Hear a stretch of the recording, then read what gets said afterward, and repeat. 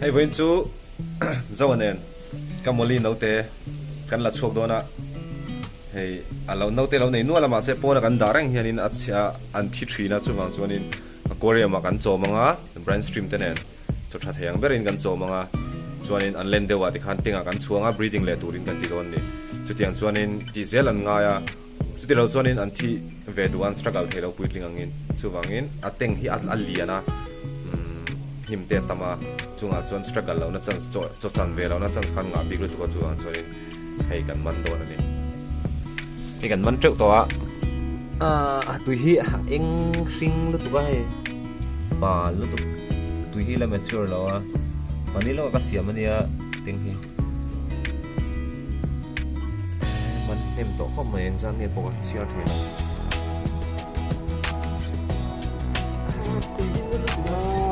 aku lấy thấy là và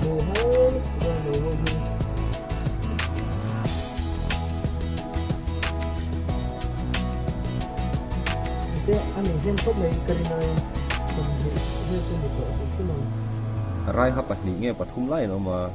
em hi hau hi karin dan chuanin moli hau hi ka da noya ka da pol noya tunami no te hi nghe ai Mickey Mouse moli en tiang chi plati zo kani plati tiang chi khani karinga araya nom cho mani kan mana atui kan thak hian koi tui hi kan thang ma se moli a hi chon tui hring hi green water poi poi lo chan chu algi tara ang ve deuh hin nia algi hin I an e ve thina chu wang chuan poi lo chăm sóc đấy rồi amateur huna chu ron film le vek me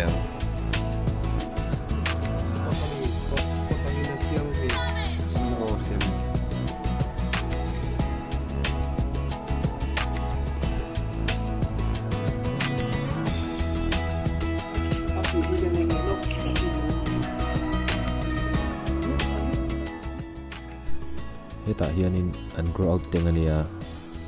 ta hianin chotra kan pek na mun chu ani deuh bera an than len na an len dana zirin kan thliar sang le a hi a thliar san na tur mo apa ho kan da tlang pui thina an zol buk ani chu lai grow out teng tu kan saha no te man sa kan chhuale do thuma lo king kang sin te eng zat ni om no te ha an than len ve hok mai yang aku claim dan lian dok tua tu tanya kan grow out tengah tak kuanin kan release sangat cuanin tak kuanin lau chang lian sangat tu alian chale arong moi dok ang sika kan langsung liat tu grooming turin apa lang te anu lang te kan danga cuan tengah tu kan em kol lenga moi dok lau chok mai don ni release time release tak kau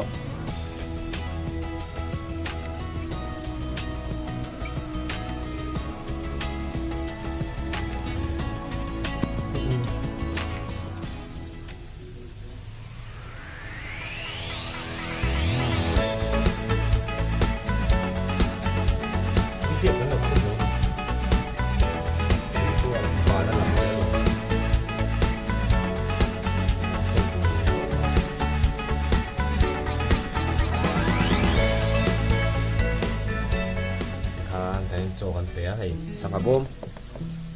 sepolin time saharin kan lining to pa kan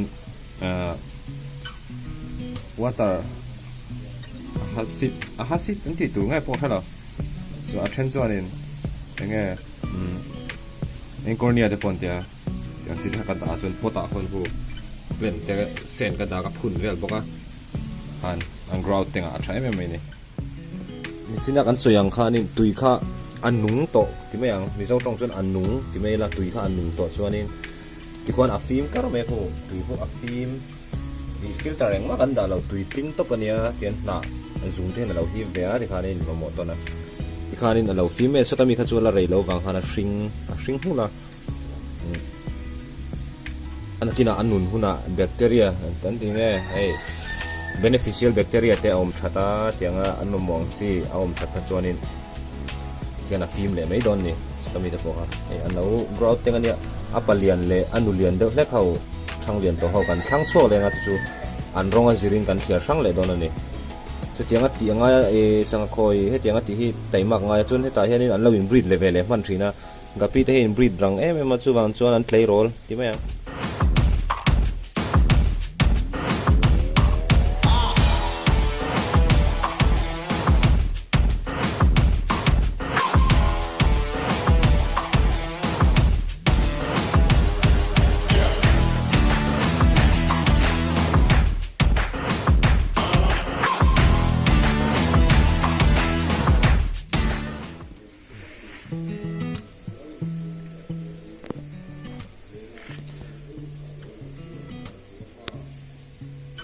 plan hi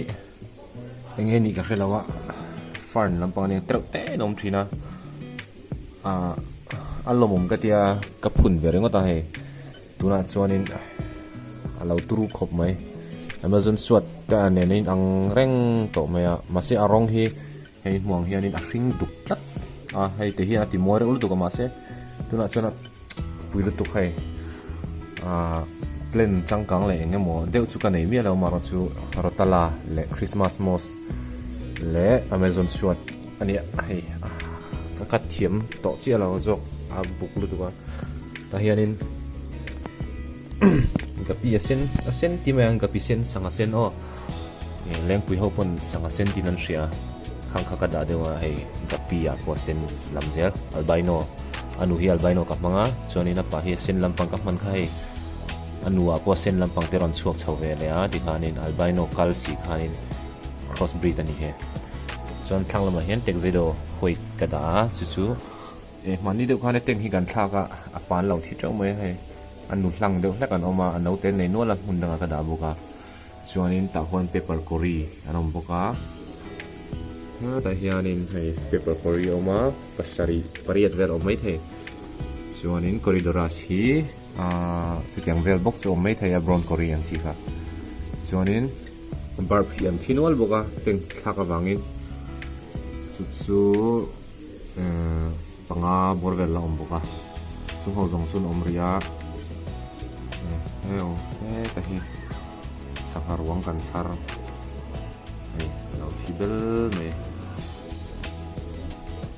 khop mai hapalian ania sangha te hi teng tia anom na ngain om char cha hi at lu ka thaum lowa thak mo tui thak 5 vek te a decoration khoi dang lam chia chunin breeder tan chuan thil ti chi ni lo chu wang chuan ne kan aquarium hi kan chei te vak ngai lo kan da to pa tian omang ang hian so hetlaya pon lama ka da ho hi ta hianin Mickey Mouse mali an ti te Swordtail mali an ti te hang ka da sen big vek an nia chuan crossbreed vet nin ka ria tuna hian an no anom boka chuanin engtinge an soi thin juvenile an tiang chiang at lei rola niang chu bera mi zo tong tak chuan tiang chi thanom boka ta hianin anom bela ka somni borvel chu nom vein ka ria chuan heng hi encornia ania chuan enge water hyacinth te pontia chuan heng hi chu ka hrelo water lettuce an ti mai chuanin chuan zubul rambu ruaka sen ka data chuanin rotala te kubomba te ka bit khun ve no mok ta ha light alo ringa chuan thavea chuan alhon hle tham te la om ve zel ni hian ati pun ve the osam deuin mo leiwa wa ngai lo heng ho chu template chu ombo ang khania chuanin hei an tam te kan chinga lettuce ang chi kha korean an tam in ti mi teng kha chuan lai hianin ka da nol boka he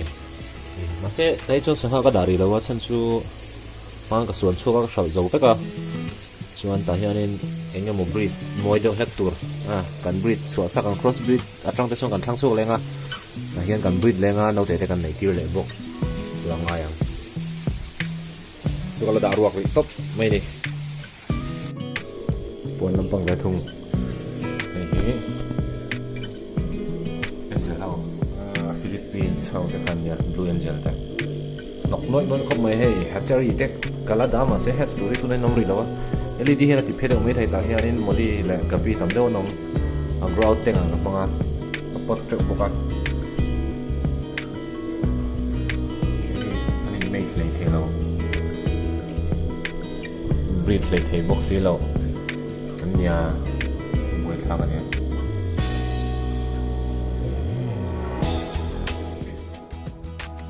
lai hian tek zai do no te kha kan chu kha le chuan muli fry ho ko nom bunga hi phei chu pa ni to hei alian te de to hei koi sa chu so ta teng phadan da nga ya tian filter ne na ruak to pa anda koi a hi half moon nunia beta apa zo ka thide ya abri thelawa nei koi ania anu ania apa zo ka thide boka abri thelo ta ve ni tian lum dewin to thane kan choma tlai hianin kapi hepo a check nok ani berang chu lakin ai zon stream te kan da don mun le o te kan tia ai kan da nok boka Tahian gapi army K-pop army ang dakhan gapi army ano mahe ang manual chete tahian grow out tenga kan mga heng san mix breed khan ni tian nau te nau nei ve mi boka tahian pa mo ga titi ma kan khan chona kha nia zo ne na kan thlan chhuana kha he lom vele nual to anulian te palian le deuh te thlan chhuale ngai to hi kar ni khat dan ve langa hianin chhu turin om verenga apa a mei moi ve tan tong chi pona kan dang chiang hanan da tu kha a thale khop mai he